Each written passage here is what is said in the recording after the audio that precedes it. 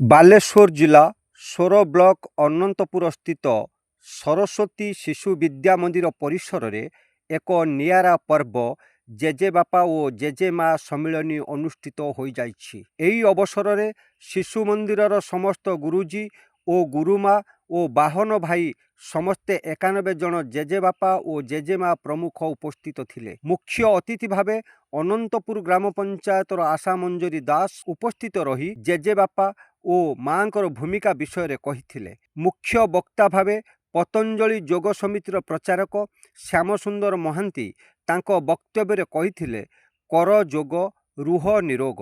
ଆଣ୍ଠୁଗଣ୍ଠି ଯନ୍ତ୍ରଣାରୁ ରକ୍ଷା ପାଇବା ପାଇଁ ଜୈବ ଚିକିତ୍ସା କରାଇଥିଲେ।